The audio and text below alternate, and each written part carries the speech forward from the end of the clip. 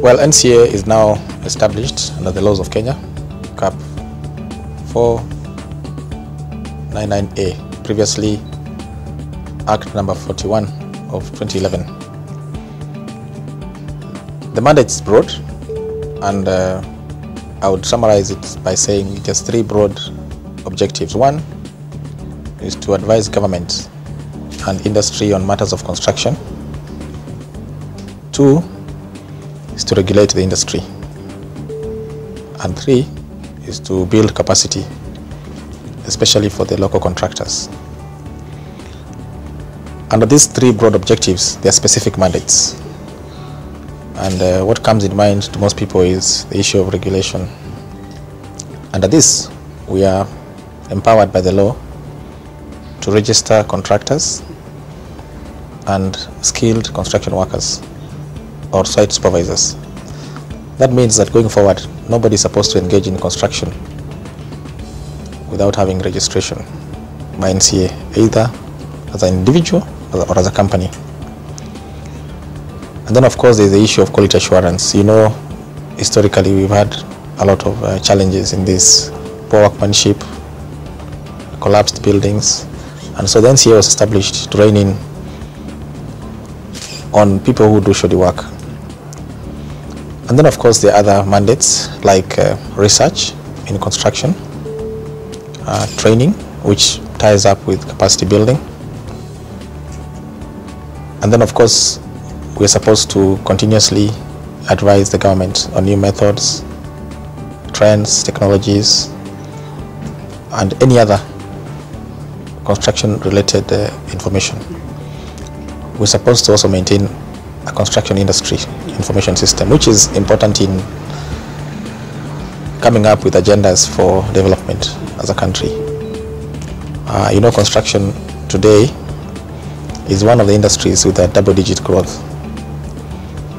In terms of employment, it is estimated that it employs about 11 to 13% of the workforce in Kenya, either directly or indirectly.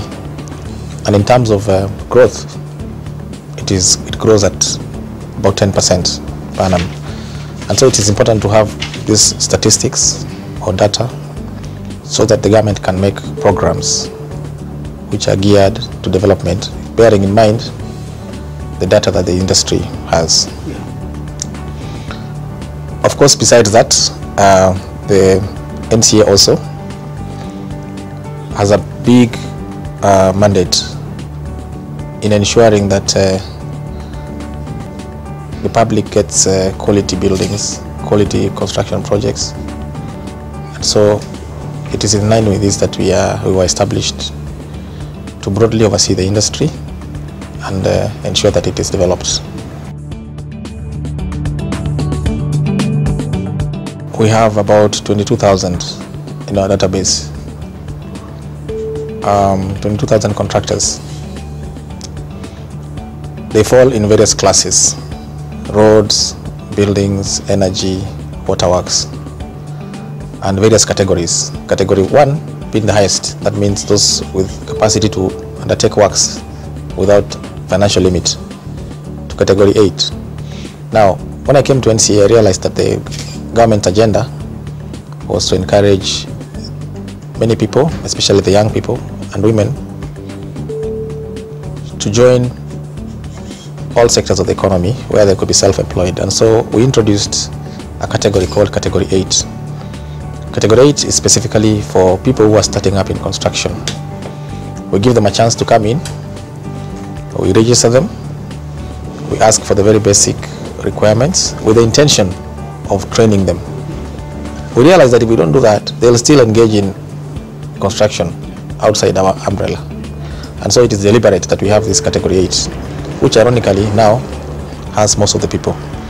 So out of the 22,000 contractors, what we'd call the lower categories, category say 5, 6, 7, 8, constitutes about 80% of the contractors, which means that we have a huge task in capacity building, so that these guys can eventually be given training, they can be supported in terms of equipment, and eventually hope to grow to the higher categories, which are 1, 2, 3 mainly.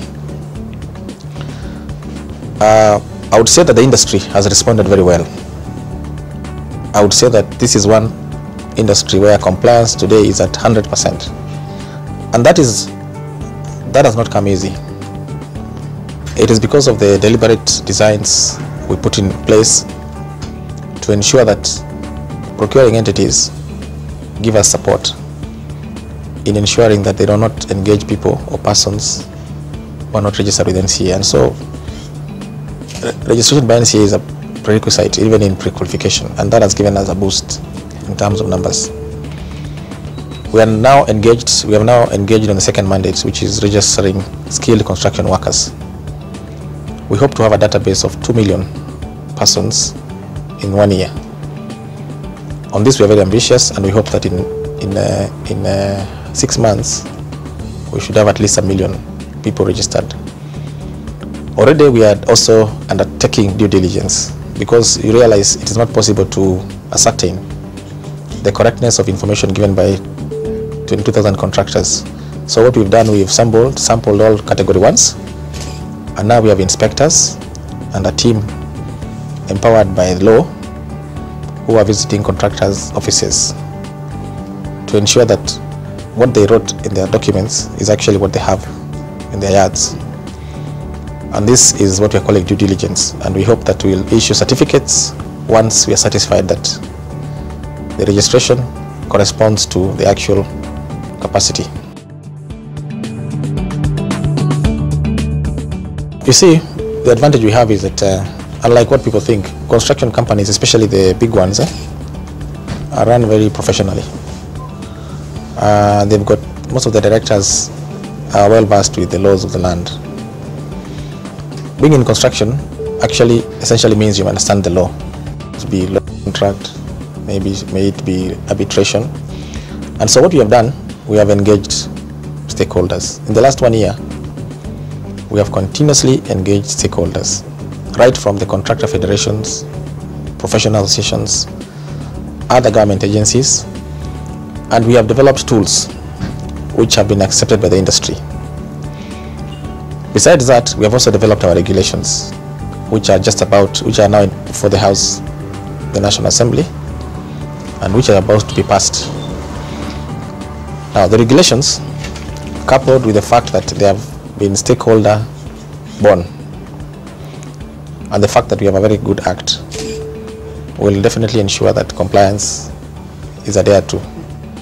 Besides, the penalties as spelled out in the act are very stiff. I don't think anybody really wants to go behind the law and not adhere to the provisions as they are.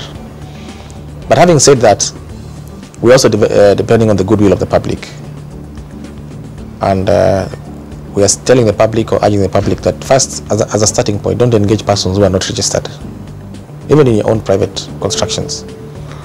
Now, that will do one thing. It will ensure that people who want to work in any gainful employment must seek registration. And once you come and seek registration with us, then you'll be required to sign a code of conduct, which you must adhere to.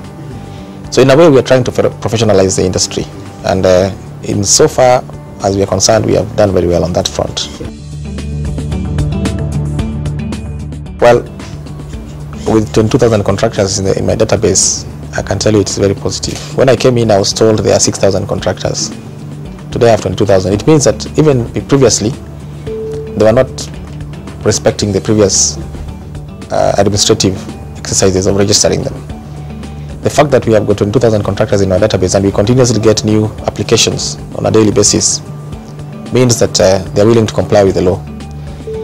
But as I told you, it's about them understanding that this is good for them, and that it is easier to comply than not to comply, and that you cannot do business without having compliance. So in a way, I would say that it's been accepted.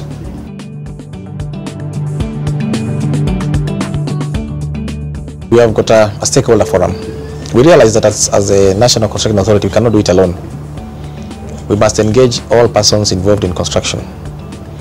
And so we've engaged the professional associations, we've engaged NEMA, we've engaged the county governments, the contractor federations, and ourselves. When it comes to issues of quality assurance, it is not just the authority. It starts from the design, the professionals, the supervision, the local government or the local authority that is involved. And so we are developing a tool, a common tool, which will ensure that enforcement is adhered to. Previously, construction has been disjointed, where everybody does his own thing. But now, we have realized that we must bring this to under one roof. And that is what we've done with this standing committee, which has been there for about 6 months now. And we've developed rules which have now made us have a code of conduct. So going forward, it's going to be a common, we're going to pull in one direction as an authority, as regulators, industry, and the county governments. So we've seen it work in other countries, and we've borrowed from best practice. And I'm sure, given the support that we are getting already, it's definitely going to work.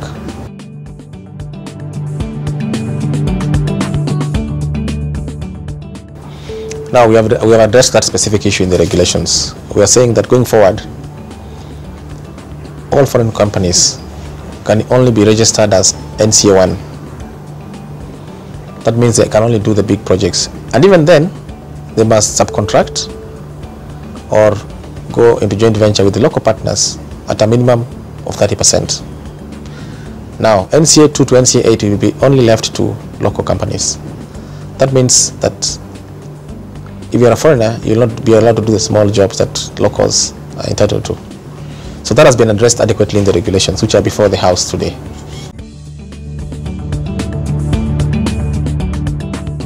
We have also discussed with Parliament on that, and we've agreed that even those jobs, there should be a provision that there's local participation at a minimum of 30% through subcontracting, either through direct labor or through joint venture. And we're also saying that even the local materials, even materials should be sourced locally. So that is before the House for consideration, but we have had meetings and it has received very positive response.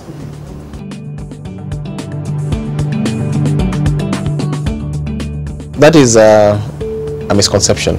In other countries it has worked, and we've had an advantage of seeing what other people have done, and not only in construction.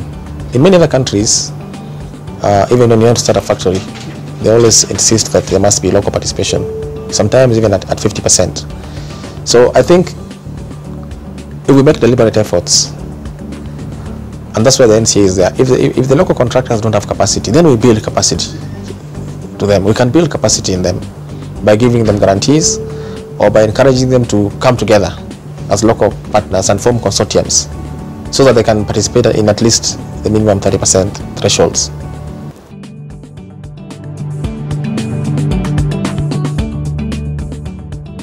Signing an agreement with Housing Finance to help train 1 million artisans.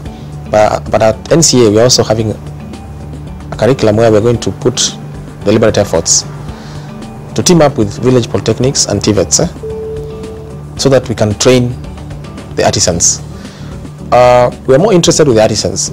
I believe that we have enough engineers in this country, we have enough architects, we have enough quantity surveyors and construction managers. What we need is what we call the bottom of the pyramid.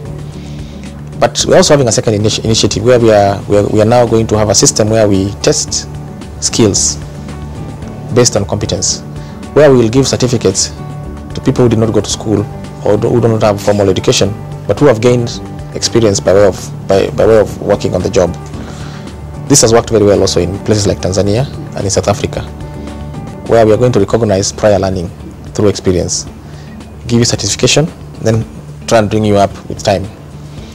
And really that's where the problem is. If we are able to address the bottom of the pyramid, then the issues of construction standards will be dealt with once and for all. Our universities train the top cadre, but what we need is a bottom, so that the bottom can match the top, and so that we can have a perfect pyramid. Today the pyramid is upside down. We have more engineers, architects, the big diploma and above, fewer than the artisans, especially in construction. We also, as an authority, going to start our own institute, the National Construction Institute. We already have board approval. We want to model it along what we saw in Singapore. The reason is that unless we have one of our own, then we can never act as a benchmark for the industry. There's a tendency for universities and colleges to train courses which are profit-oriented. We realize that construction courses are expensive to train and many people may not be attracted to them. So we're starting our own institutes, one in Nairobi and 10 in the regions.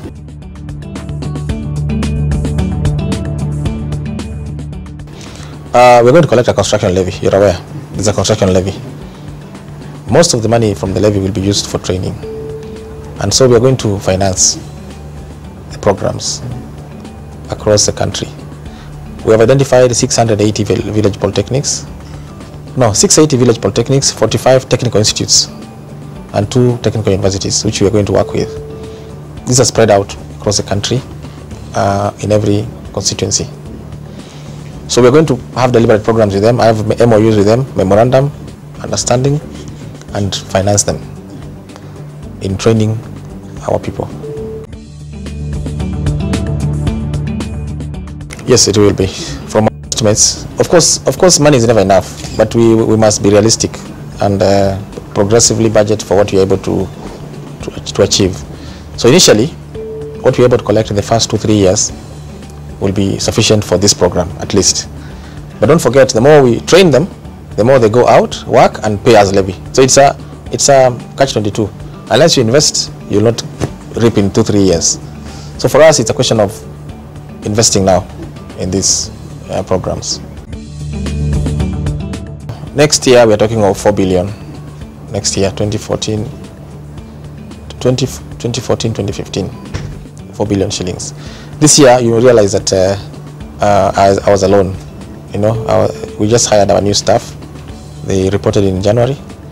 So we've been operating with the attached staff from the ministry. So we weren't really fully operational, but now we are. Going forward, we need annually about 4 billion.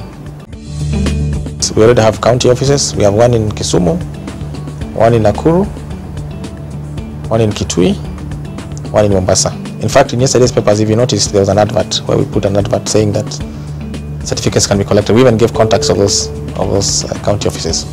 Before the end of the financial year, we'll have 6 others in all the traditional provincial headquarters. That's before June. As I told you, we've continuously engaged stakeholders. I think there's no other authority that has engaged stakeholders like us. We have directly reached out to 20,000 stakeholders directly. Before we took the regulations to Parliament, every contractor in this country had a copy of the regulations and the Act and was sensitized on this provision. Of course, anybody who pays a tax wants to see that it's used correctly. That is their right. And for this, we are subject to audit by the National Audit Office. We also have audit by the Oversight Authority of the Parliament.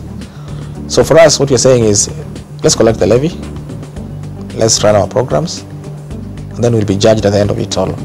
We cannot preempt something that has not occurred. We've not even collected a shilling yet, and we're already running, and we're already doing things mainly based on goodwill from the industry. We've received a lot of support from the industry by way of sponsorship.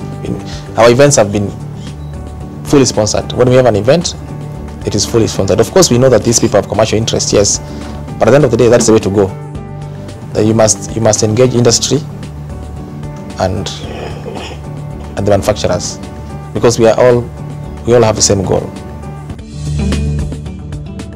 Our minister has been very supportive, our PS, the high officers are very supportive of this initiative, because they understand that unless we have a strong regulator in the industry, then all the gains that we are trying to do will come to naught. Also, we've got a lot of support from other quarters, the professional bodies, 100%. We are continuously engaging them. We're continuously participating in the events, or they participate in our events. So far, we've been got a lot of support. Kenya today is one of the countries where we still have biggest need in housing. in Nairobi alone, 60% of our people live in what we would call inadequate housing. Our infrastructure still needs a lot of attention. So I don't see this industry being saturated, at least not in the next 30 years. That I can tell you for free. Our population is growing, our middle class is expanding, and people need facilities, they need homes, they need schools. I mean, if you go to a typical school, public school today, you'll find the classes are full. So there's still a lot of room for expansion. Probably what we don't have is money to expand.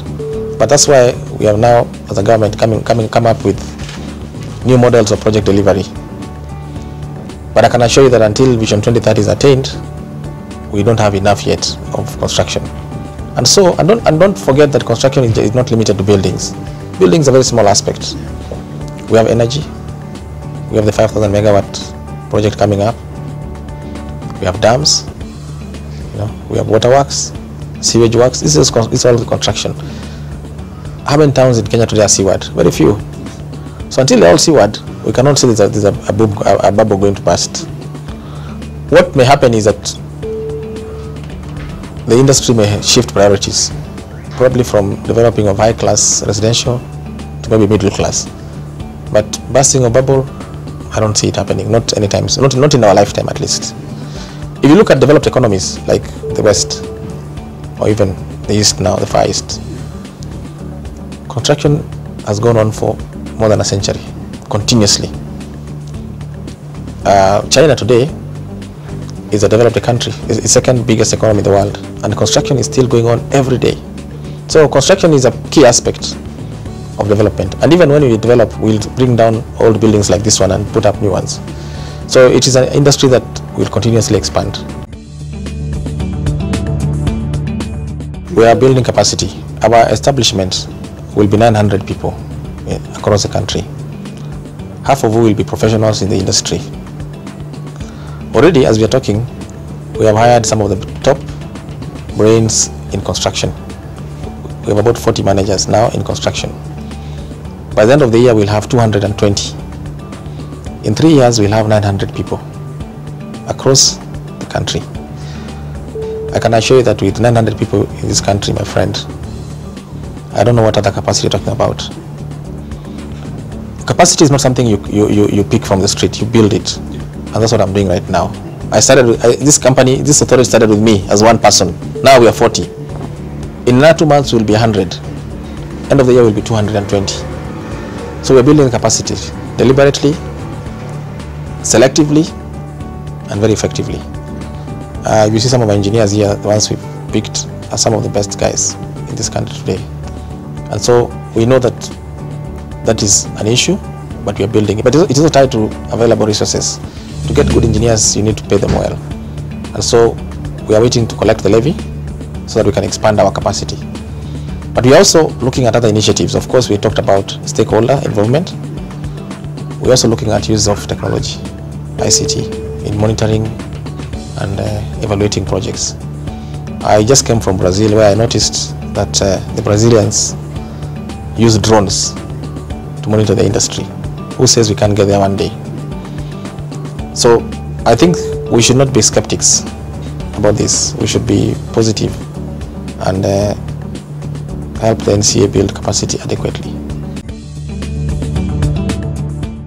Nothing is easy in the world. Of course, initially we thought there was going to be resistance, and there was.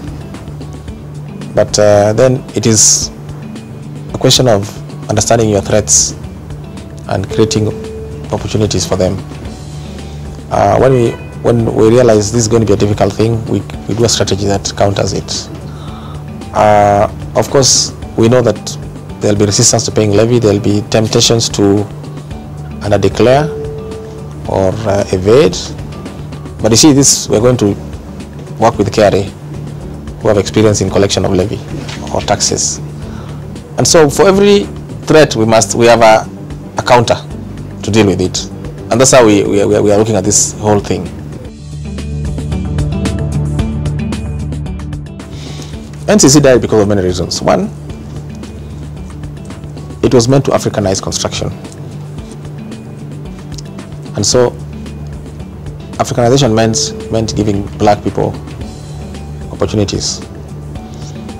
And it did this by giving them projects and financing them.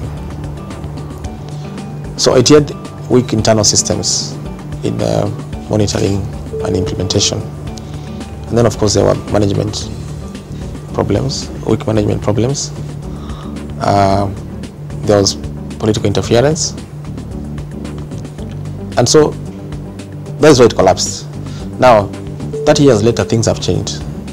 The country is more democratic. People are now more enlightened. The industry is more responsive. The industry is already Africanized. So the issue of the challenge now is not Africanizing the industry. That was the challenge at that time. The challenge now is to, with these Africans you have, how do you build capacity to them?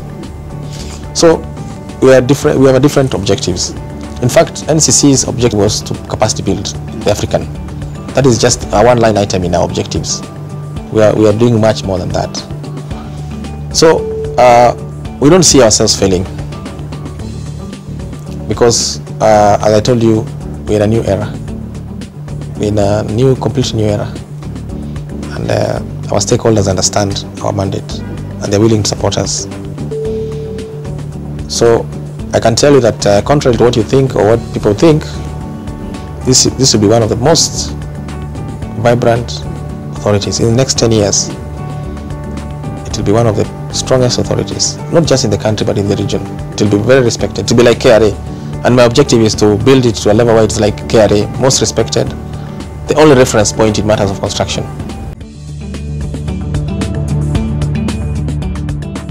We are left as we are. In fact, it means that even the leadership understands our mandate is unique. So we are still left intact. We are not due for review or for restructuring. To be the reference point, NCA to be the reference point on matters of construction. When somebody thinks of anything to do with construction, first calls here. That we'll have achieved. The industry will obviously grow much more, but we want to see it more coordinated and issues of quality really addressed. And then of course my passion is in capacity building. Ensure that the small guy who registers today as class 8, in 5 years time is class 3. He's doing a project like this. That to me I'll have achieved a lot. There's the normal bureaucracy in government, but I call it a very necessary evil. It must be there for systems to run. But I'm also lucky because when I came into the authority, I was the only one here. So I had a latitude to shape things the way I thought. I didn't come into a system that was already, bloated or bogged down by bureaucracy. So my experience may not be the real experience because it was a new thing. I was the only one, and so I was setting the standards, as it were. But I will tell you one thing about government. First of all, what I've learned is that government has some of the best brains in every industry. My colleagues in the government whom we work with on a collaborative aspect are some of the best in engineering, in construction, I think the missing link has been how to tap these best brains for effective delivery of services. I think my honest view is that the very good brains we have are underutilized. They're just underutilized. They're not given the opportunity to exercise their capacities. I think maybe it may be because of maybe constraints in finance or something, but given a mandate, given a program, they're very good guys. Actually, the best I've seen. Yeah, better than private sector. Yeah, they're very knowledgeable. They're very well trained. But I think resources have been a hindrance. So you find that somebody doesn't have a lot of work to do. But then the rest is we learn as we move on. We learn new things every day. Yeah, it's a new learning environment. You learn about procurement issues. You learn about government ethics, and those kind of things.